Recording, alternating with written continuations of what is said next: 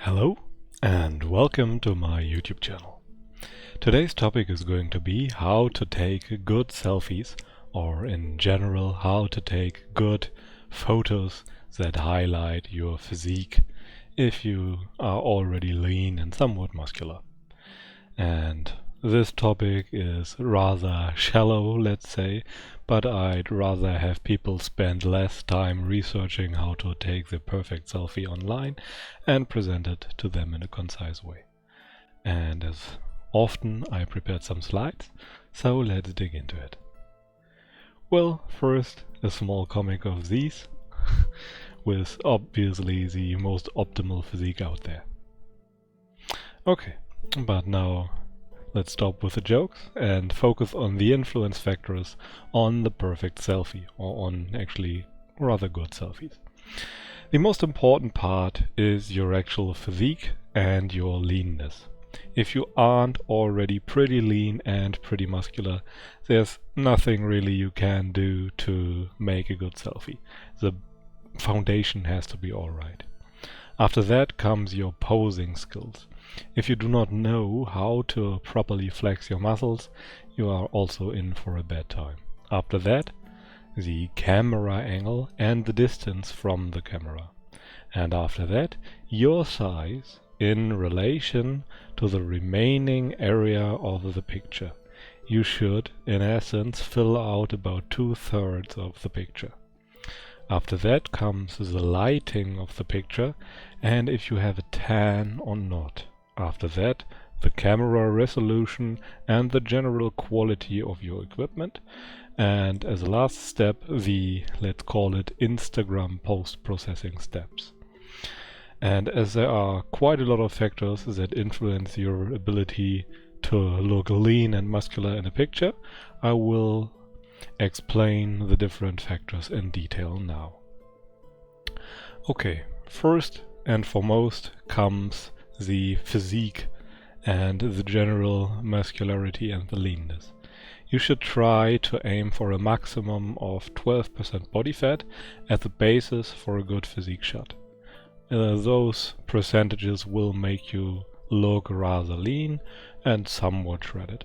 You will look very good by regular people's standard, and if you want to impress those, that's more than enough.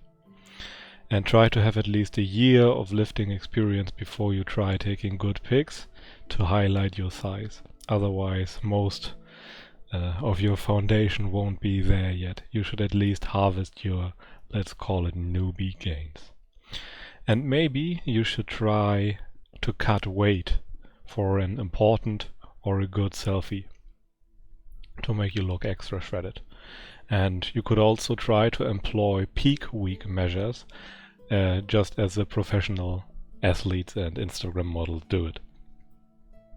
But do it with care, as lots of it is kinda bro science. You don't have to stuff your face with salt, and it makes very little difference, to be honest.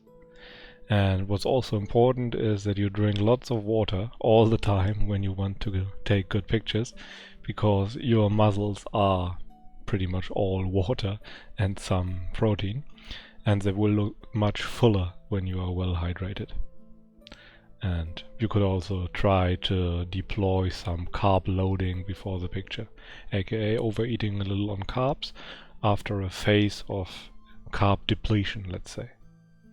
And in summary, you can only improve what is already there. You have to be lean and muscular in the first place if you want to take good selfies. Okay, the next important step is the posing. And what I recommend to people is that they should learn to pose like a bodybuilder. You should memorize several good poses that highlight your strong muscles, for example, the muscles you think look the best on you, and put them in a spotlight.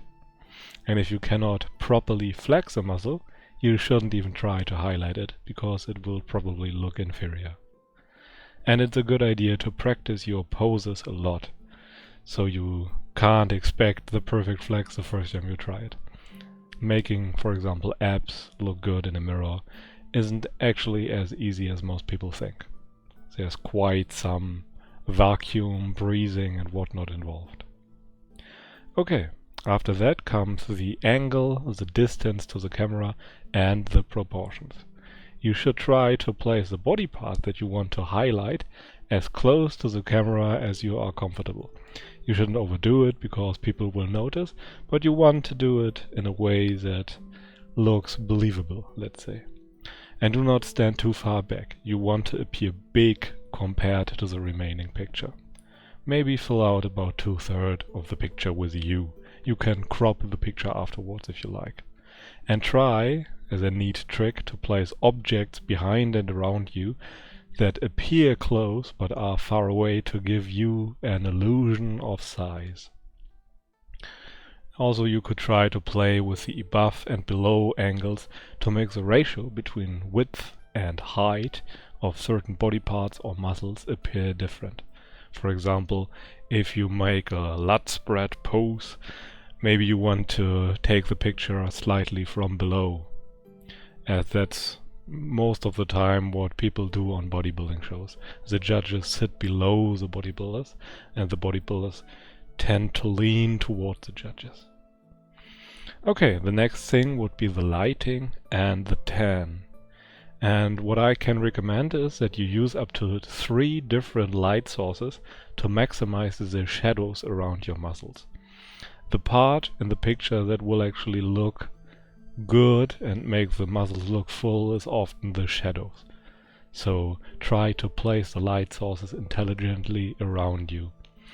For example, you could try to position them to the top left from you, slightly in front, to the bottom right from you, and maybe one from above or slightly from behind you. That's usually a rather good setting. But you could try to emulate the settings that professional photographs have in their, specific rooms where they take photos. There's usually very good lighting that helps you take good pictures. But in essence, you want to stand in a way that makes the light cast long shadows, because those will make the muscles look big. And like bodybuilders use fake tans, dark skin makes you appear more muscular, so you can try to do that too. If you are tanned, you will almost always look more buff, let's say. Okay, let's now come to the quality of the overall picture. And for this one, I can only suggest to you that you use a tripod for your phone and a Bluetooth shutter. Also, use a decent camera with high resolution, and that way you can snap pictures with bad proportions and fix them by zooming in, for example. If the quality is bad in the first place, in that case you can't do much by zooming in if you wrongfully took a snap, but you have to live with a bad quality. With a good camera you can always, do better. And in general, people are used to good quality. If you want worse quality pictures, you can always reduce the pixel count, let's say. So it's almost always a good idea to use a good camera. And now to the last step, and that is the post-processing step. You can use, for example, the structure function to highlight the separations from your muscle. And this is a function that, for example, the Instagram app on phones gives you out of the box. Most of the things I suggest here are Instagram functions.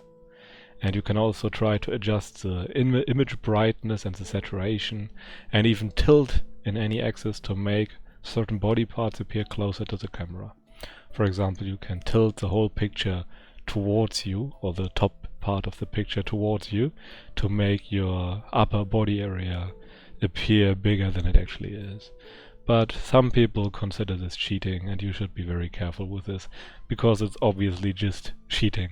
You use image processing and there's nothing that's really you in it anymore. And I can only suggest you not to use filters. You want to make pictures look somewhat natural. You are not some kind of artist, probably. Just look pretty natural, but still impressive by normal standards. Okay, and here is one example I took from me after my last cut. I don't look phenomenal by any means, but I'm around the body fat percentage I advise you to be around, so that would be 11 to 12%. And the lighting is from the bottom left and from the top left and from the bottom right, and from the top, to be honest. And there's some shadows showing on my body, for example. I'm not a very tanned person, not a very brown person, so there's always be a handicap for me there. But in essence, you should try to pose and highlight the muscles that look good on you. For example, I'm pretty confident in my abs and my lats, so I try to highlight them when I pose. Okay, let's now come to the summary. What are the important takeaway points? So first of all, if you want to take good selfies, you pretty much have to use a tripod and a Bluetooth shutter. Otherwise you can't get the good angles, and it will also always look like an amateur picture, because there's always these smartphone angles. After that, you should make sure that you have a good physique and a good degree of leanness in the first place. Otherwise it's not really worth to put in all the effort if the foundation is not there. Then you should make sure that the target muscle group is close to the camera and it is shown in a favorable angle. You should use several well-placed light sources, and you should emulate professional photographs or photographers with it. And you should learn to pose properly and crop the pictures to the right proportions. You 2/3, the background 1/3. And use very lightweight post-processing to correct for any environmental flaws that happened.